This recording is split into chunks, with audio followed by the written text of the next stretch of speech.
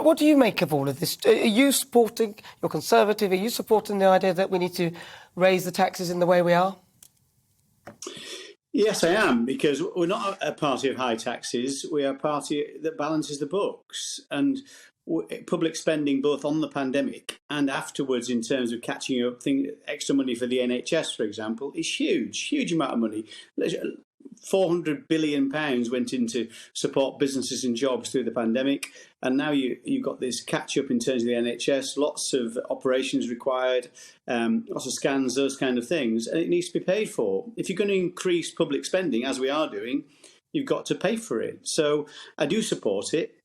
But I also support what the Chancellor's done in that the things he has brought into place, such as the higher tax thresholds on low earners, means that 70% of workers don't pay any more tax. In fact, they pay less tax. So he's put, I think at the spring statement, he put in about £21 billion of support through those thresholds and cutting fuel duty, for example, and support for energy bills. So there's a huge amount of money gone in here to try and make it easier for the people who were worst affected, those people on low incomes.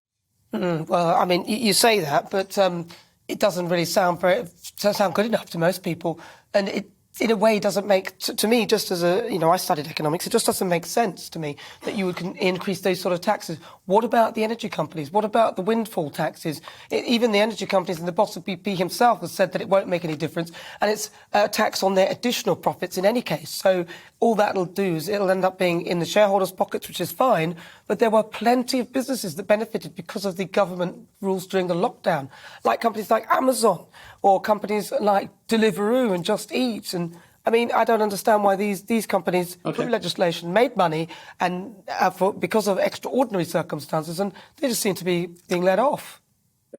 Well, OK, let's look at two different things. Windfall tax on energy companies. I personally support a windfall tax.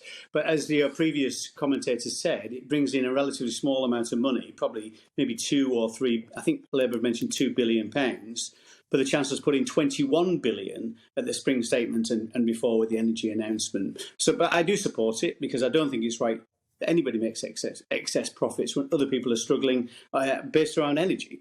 So in terms of things like Amazon, this government's done more than any other government to tackle the underpayment of taxes by Amazon. It's brought in something called the Digital Services Tax, which put a direct tax on Amazon in terms of their turnover, and the diverted profit tax, where companies like Amazon and Google and others that were moving their income around, trying to avoid taxes. This government's done those things. We need to go a lot further, and I'm a big advocate for that. But there has been a lot of action in those areas already.